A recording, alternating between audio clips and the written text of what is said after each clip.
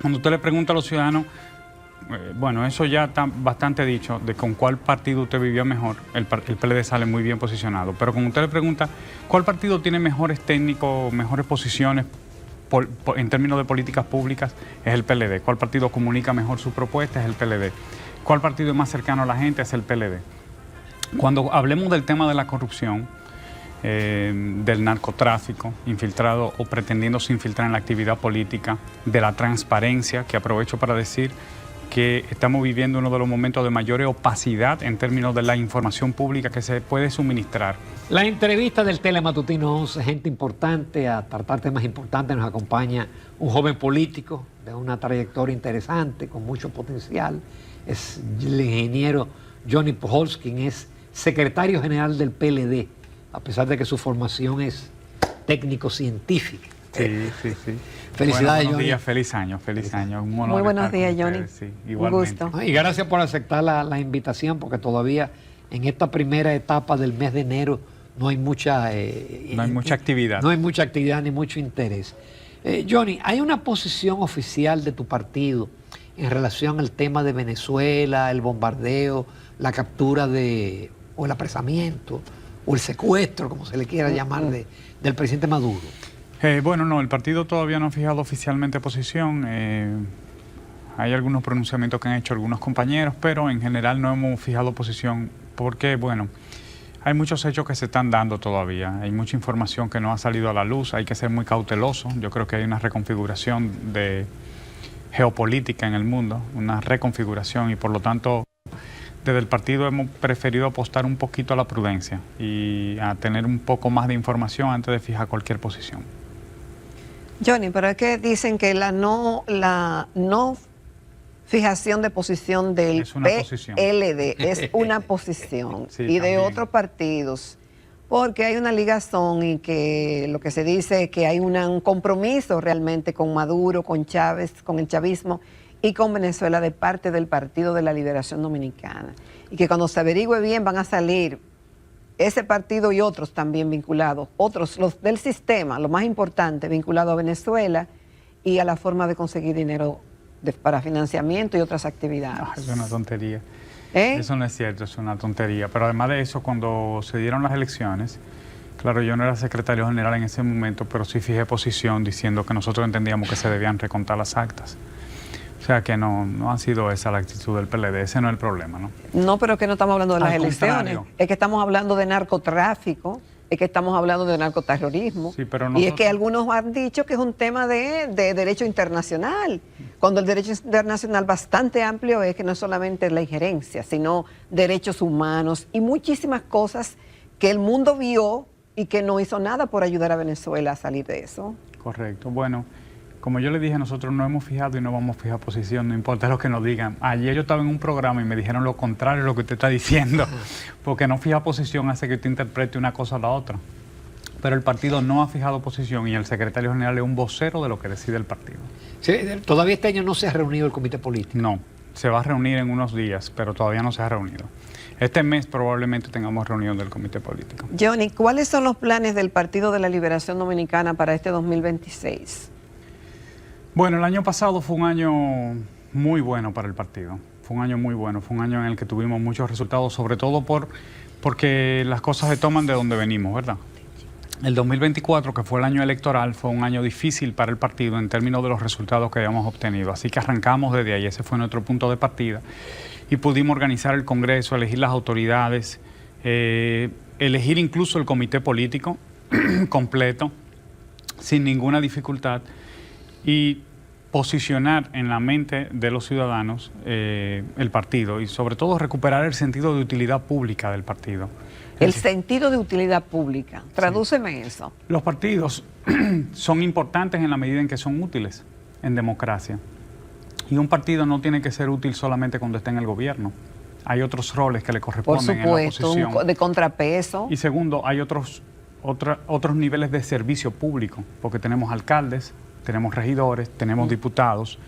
Entonces, en la medida en que un partido comienza a interpretar los problemas de la sociedad y a representar en la vocería y en la conducta de su militancia esos problemas, y esa preocupación de los ciudadanos recupere ese sentido de utilidad pública. Evidentemente en nuestra época hay un desinterés de muchos ciudadanos por la actividad política y es precisamente por eso, porque los partidos en muchas ocasiones se convierten en maquinaria de carácter electoral, que no tienen sentido ni función entre un proceso electoral y el otro, es como si no existieran en el medio. Nosotros hemos querido salir un poco de esa trampa y el año pasado lo logramos con éxito, fijando posiciones todos los lunes, haciendo una labor de oposición, pero también haciendo propuestas. Hemos procurado que cada vez que presentamos, todos los lunes, ustedes pueden buscar, porque además los documentos los publicamos en la página del partido, cada vez que presentamos una posición, hacemos un conjunto de recomendaciones al gobierno. Lo tomen o no lo tomen, porque el gobierno es el que gobierna. Pero hacemos las recomendaciones y nos apoyamos en las capacidades técnicas que tiene el partido, porque tenemos un buen equipo técnico, que es el Secretariado de Políticas Públicas, que coordina la compañera Soraima Cuello, vicepresidenta del partido. Entonces, este año para nosotros es importante porque tenemos que dar el paso siguiente, que es hacer que esa labor de oposición se comience a reflejar en el territorio, que no sea solamente de la dirección, sino de todo el territorio. Y para eso tenemos que activar un poquito más los organismos. Y tiene que conectarse con la gente. No, conectar no es fácil, porque eso lo hemos hecho. Cuando nosotros decimos que el pueblo dominicano está pasando hambre, no nos lo estamos inventando, son datos. Y además entra en sintonía con lo que la gente dice. Y además tenemos estudios. Hay 4 o 5 renglones donde la gente reconoce al PLD con ventaja. Cuando usted le pregunta a los ciudadanos, bueno, eso ya está bastante dicho, de con cuál partido usted vivió mejor, el PLD sale muy bien posicionado. Pero cuando usted le pregunta, ¿cuál partido tiene mejores técnicos, mejores posiciones en términos de políticas públicas? Es el PLD. ¿Cuál partido comunica mejor su propuesta? Es el PLD. ¿Cuál partido es más cercano a la gente? Es el PLD. En el único renglón de 5 que nosotros medimos el año pasado, a final del año pasado, en el que no salimos en primer lugar, es cuál partido es mejor haciendo oposición. Sale el PRM en primer lugar y en segundo lugar el PLD. Por eso, no sé si vieron al presidente del partido en ese momento decir que cada quien que vaya a su lugar, ¿verdad? El que sabe hacer oposición a la oposición y el que sabe gobernar. Pero sobre también ustedes toda la semana hicieron actividades el año pasado prácticamente en el interior. Sí, y la prensa destacaba las declaraciones del tanto tuyas como del presidente. Sí, y comenzamos de nuevo el próximo domingo, este domingo 18, comenzamos de nuevo en San Pedro de Macorís. Vamos a comenzar ese trabajo de asamblea, de darle seguimiento a la estructura y se va a complementar con otro tipo de actividades que iremos haciendo a lo largo del año. ¿Cómo tú sientes al gobierno, Johnny Pujols, en términos de su imagen ante el país? Ustedes eran calificados de un partido corrupto, pero bueno, ahora están saliendo cosas todavía peores. Claro, una cosa no justifica la otra, pero el discurso del gobierno de transparencia y de honestidad se le ha ido desvaneciendo al paso de los meses, ¿no? Sí, se pretendió en la República Dominicana establecer una diferenciación moral o hablar de superioridad moral. Eso nunca existió. Nosotros, creo que aquí mismo, conversando con ustedes, dijimos que era peligroso ese discurso de querer asociar la corrupción o las debilidades o los vicios de la democracia a una marca o a un color partidario.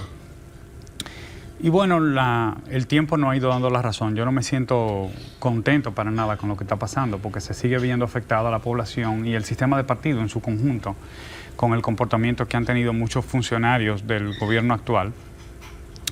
Lo que quisiéramos es que la gente comience y que nosotros podamos, entre todos, elevar la calidad del debate público, que la gente comience a juzgar hechos, realizaciones, políticas públicas, porque la diferencia tiene que ser de carácter programático, de la capacidad que tengamos de ejecutar, de planificar y de ejecutar políticas públicas que transformen la vida de la gente.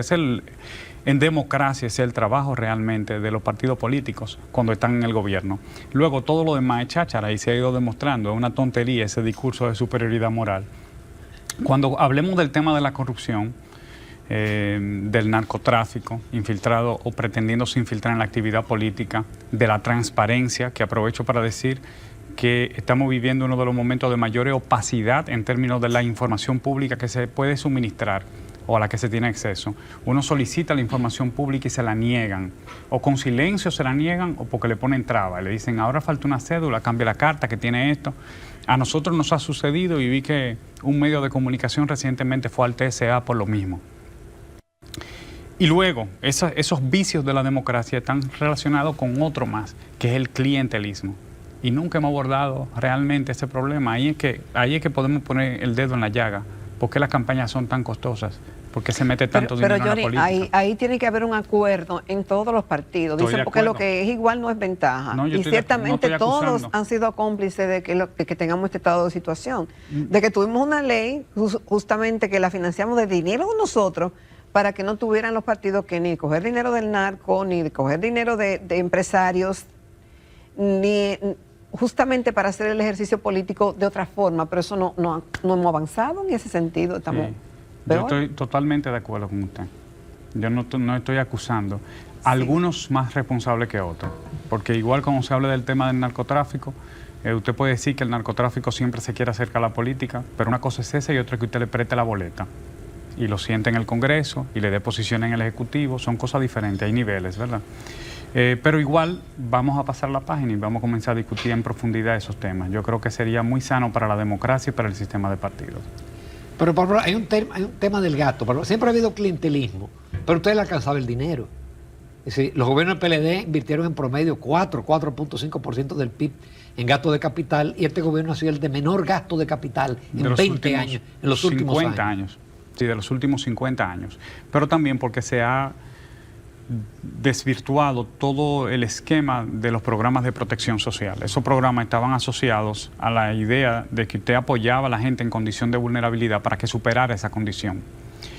Y por eso estaba el sistema único de beneficiario. Había un conjunto de condicionalidades para que la gente recibiera algún tipo de beneficio, y eso se ha ido eliminando. De hecho, recientemente nosotros estuvimos viendo la tarjeta joven que se comenzó a implementar. Nosotros llegamos a tener una tarjeta joven, la tarjeta joven universitaria, pero estaba asociado a que usted tuviera una calificación. En esa época yo era dirigente estudiantil y usted tenía que mantener un índice académico. Ahora te dan una tarjeta por ser joven, y esa es la diferencia en los programas. Nosotros apostamos a los programas de protección social, ¿no? Pero no era igual. Igual el tema de las pensiones. Nosotros hemos sido muy críticos con la forma como se han estado entregando las pensiones especiales, porque se han ido entregando a gente que no tiene ni los criterios, ni ha hecho servicio público, y además los montos no son apropiados, porque usted no le puede dar 100,000 pesos de pensión a una gente. ¿Por qué razón? Desde el Estado, de por vida, a veces gente que son relativamente jóvenes, o sea, que no están en condición... Y que nunca cotizaron.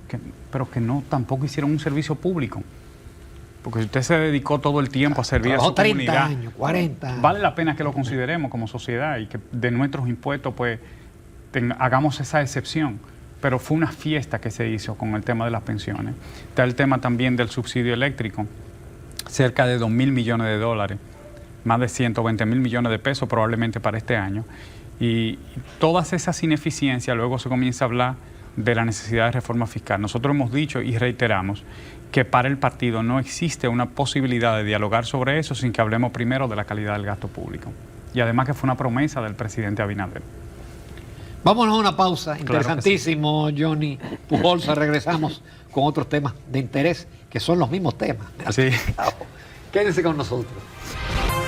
Continuamos esta mañana en Telematutino 11 conversando con el ingeniero Johnny Pujols. Él es el secretario general del Partido de la Liberación Dominicana. Johnny, tú decías en el segmento anterior que cada semana ustedes hacen reflexiones y recomendaciones al gobierno. ¿Son ustedes realmente coherentes con esas recomendaciones? Y digo esto porque desde la oposición siempre se le exige al gobierno de turno, no importa quién sea el opositor y quién esté gobernando, que haga cosas que en su momento quizá el partido, cuando fue gobierno, no hizo, y le está pidiendo al que está actual que lo haga. Y también, eso por un lado, de esa coherencia. Y lo otro es que el mundo está cambiando y los gobiernos y los países están cambiando y viendo con qué sistema de partido y de gobierno les va mejor y hacia dónde van esas tendencias. Y hemos visto muchos cambios en América Latina. Los gobiernos dominicanos son creativos, el PLD incluido, creando viceministerio, Ministerio de la Juventud, Ministerio de la Mujer, Educación Superior, Ciencia y Tecnología. Ahora, bueno, uno nuevo, el de Justicia, pero se va agrandando, agrandando, agrandando, y la tendencia es a ser más eficiente. Cuando tú hablabas de calidad de gasto, también tiene que contemplarse un día en qué se va a gastar y cómo se va a gastar y qué tamaño va a tener ese gasto y el gobierno. Sí, bueno, esa fue y tal vez quizá daba atrás de muchas cosas que se hicieron y que se pensaron que eran buenas, pero que resultaron que no. Sí. Bueno, aquí hay dos cuestiones distintas. La primera es sobre la coherencia y las posiciones que fija el partido todos los lunes. Sí. Pues nosotros lo hacemos precisamente por un asunto de coherencia y por un asunto de experiencia. Es decir, uno de los temas sobre los que hemos sido recurrentes fijando posición es sobre el sector agropecuario. Pero el PLD promovió una verdadera transformación del sector agropecuario, especialmente en los últimos 8 años, con todas las políticas que se implementaron desde la visita sorpresa, pero también con el apoyo técnico que se le daba, el acompañamiento, el financiamiento, la inversión que se hizo en el campo, en caminos vecinales, en la infraestructura hídrica para el riego.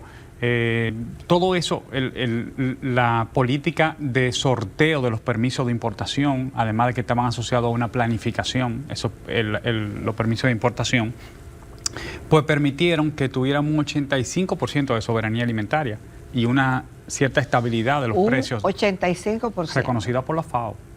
No nosotros lo decimos. ¿Y hemos bajado ese porcentaje? No, claro que sí. Usted, nada más en arroz el año pasado teníamos una cantidad incalculable de arroz almacenado en un país que es productor de arroz. Y claro, los grandes productores sobreviven. Mire la peste porcina africana. La peste porcina africana, usted va a decir, bueno, los grandes productores han sobrevivido, tienen mecanismos, ¿verdad?, para cuidar su producción, pero los pequeños productores se fueron todos, porque no pueden hacerle frente a una situación como esa. Entonces, pues desde esa coherencia que nosotros hemos venido diciendo lo que hay que hacer, pasa lo mismo con el sector eléctrico. El PLD tiene autoridad para hablar del tema, porque nosotros encontramos las pérdidas, vamos a decir en el 2012, estaban las pérdidas cerca de un 46% y la dejamos en un 27%, y hoy están en el mismo lugar. Yo vi un gráfico de la Fundación CRES y usted lo ve como una V, es como si hubiéramos perdido 13 años.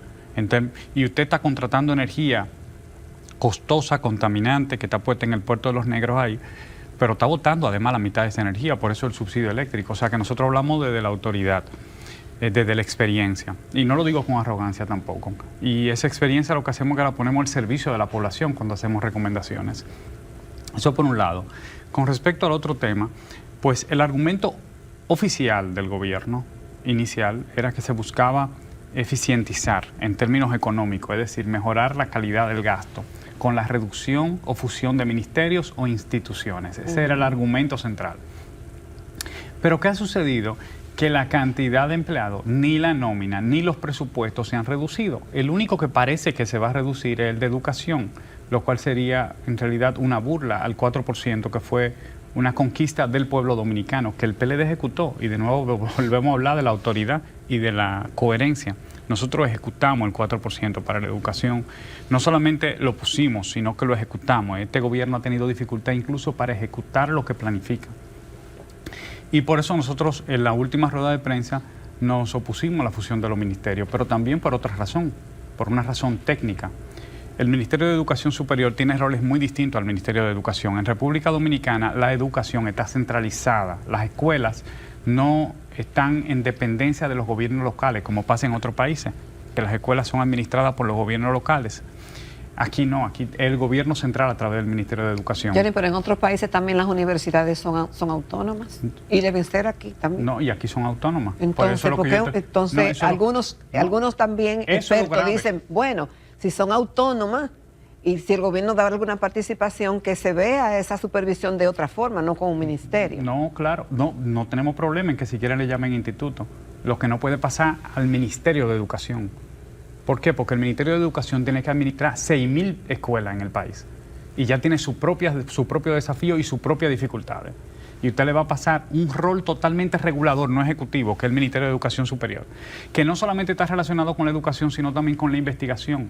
Recordemos el Fondo CIT, hay otras iniciativas que de hecho están en ciernes, es decir, nosotros tenemos que avanzar mucho más todavía ahí.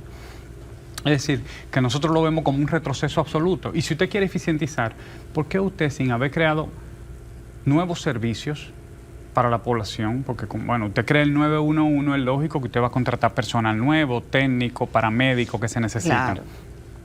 Pero como usted no crea ningún servicio nuevo, ¿por qué usted ha aumentado en más de 100.000 empleados la nómina pública? Y eso no está relacionado con que usted fusione o no. Usted lo que tiene que mejorar eso y mejorar las pensiones y mejorar el subsidio eléctrico y mejorar el servicio a la deuda, que se va a meter en 320.000 millones de pesos este año. Es por ahí que tiene que ir mirando el gobierno cuando hablamos de la calidad del gasto público, y no necesariamente en la fusión de ministerios, que puede traer, nosotros lo hemos advertido, y que va a traer mayor ineficiencia a sectores que funcionaban más o menos bien, como el Ministerio de Educación Superior. Pero además cuando se fusionan lo que hacen es pasar a los empleados. Sí, que no se disminuye la cantidad de empleados. No se disminuye el gasto. Sí, nosotros no hemos visto ninguna disminución en la cantidad de empleados, por ejemplo, en el Ministerio de Hacienda y el Ministerio de Economía, Planificación y Desarrollo. Eso no ha implicado que disminuya ni el gasto corriente, el gasto en nómina, ni los servicios que contratan, en nada. Simplemente es cosmética. De nuevo, nosotros entre el 2012 y el 2020 iniciamos, en el primer periodo, 2012 al 2016, del gobierno del presidente Medina, redujimos la cantidad de viceministros. Yo no sé si usted recuerda que los viceministros llegaban en algunas instituciones a 23, 25, y por ley lo pusimos a 6.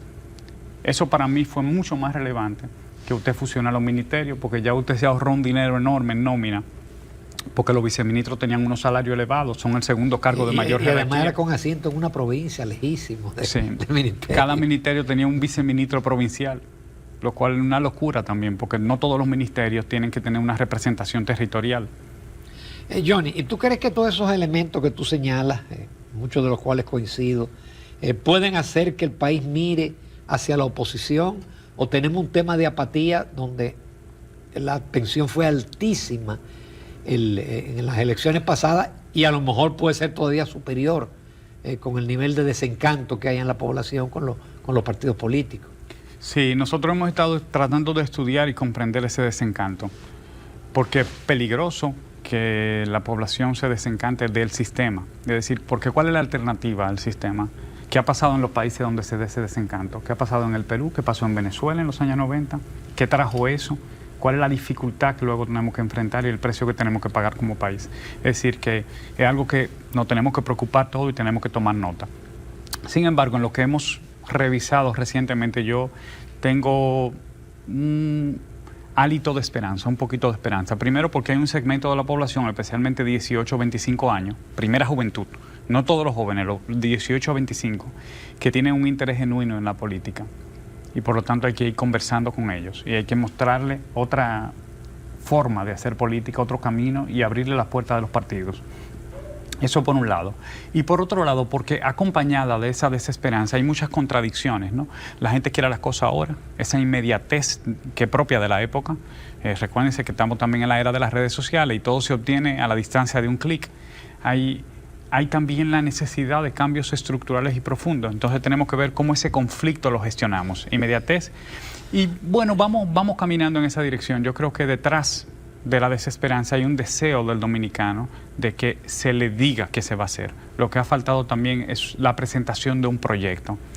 Se lo digo porque para mí la última vez que se presentó un proyecto, y lo digo casi con crítica, que llegó al poder fue en el 2012.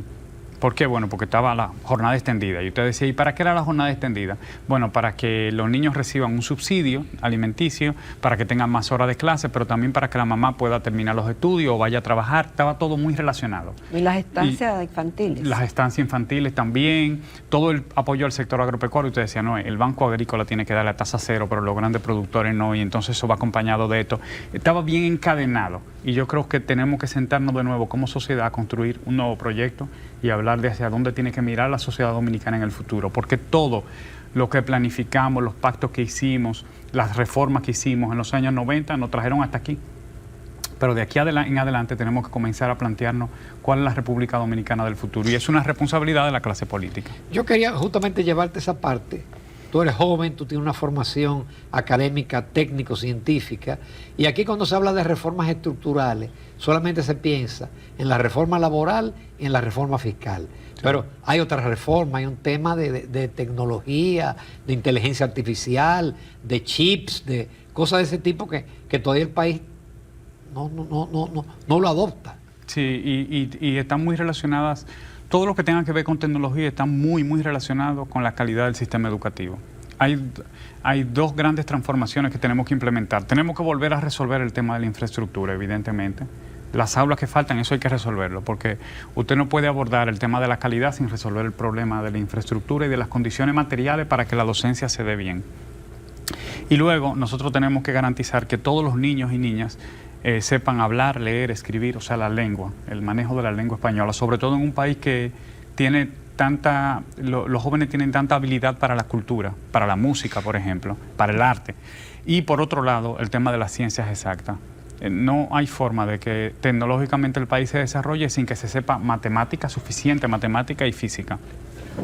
Pero es una tarea, no sí, es fácil. Johnny, Estamos pero hablando de décadas, probablemente. Es décadas, Johnny, pero ahí con lo de las escuelas, a pesar de que se dio el 4% en el gobierno de Danilo Medina, las estancias, la jornada extendida y muchísimas cosas más, también dejaron un tema con muchísimas escuelas que están en el limbo. Sí. Que están en el limbo y que no se han podido concluir porque hay un nudo ahí legal de dinero que se dio, de terreno de que no existen, de escuelas que tampoco existieron. Bueno, yo creo que todos los gobiernos enfrentan nudos legales, eso es parte de la administración pública. Todo el que va al gobierno sabe que esos son los desafíos de la administración pública. Hay unos controles, hay unas dificultades que se dan, es propio de la gestión. Pero nosotros pudimos construir 26.000 aulas y entregarlas, a pesar de esas dificultades. Y a ellos se le dejaron 11.000 en construcción. Ni siquiera tenían que licitarla, ya estaban adjudicadas. Es simplemente darle seguimiento y garantizar su ejecución. Y han tenido muchas dificultades para hacer eso. Creo que nada más, por lo menos al 27 de febrero del 2025, eran 1.000 y pico de aulas. Ay, pima, desde 11.000. Bueno. Y en materia de salud y el escándalo de Senasa. Penosísimo. Delante de mí, hace unos días que yo fui a hacerme unos análisis a un laboratorio clínico y había una señora que también le tocó hacerse análisis y le dijeron que no le cubría, probablemente por las razones que fueran, que no le cubría o ya había agotado su cobertura. Y ya usted sabe lo que esa señora comenzó a decir. ¿Por qué? Bueno, porque la gente, recuérdense que cuando hablamos de la salud hay un enojo real de la sociedad, porque al que se le ha muerto un familiar o se le ha puesto en una condición muy difícil en términos de su salud o se ha deteriorado y no ha sentido el respaldo del seguro, sobre todo del Senasa, comienza a asociar eso con lo que ha sucedido. Y lo hace con justísima razón. Estamos hablando de que se puso en peligro la vida y la salud de miles de dominicanos, de cientos de miles de dominicanos con eso. O sea que tiene que haber una investigación real y ejemplar en ese caso. Johnny Pujols, te agradecemos muchísimo la participación y tu disposición siempre a participar. Muchas gracias, Johnny. Gracias. Éxitos. Gracias. Nos vamos a comerciales, retornamos con la recta final del Telematutino 11.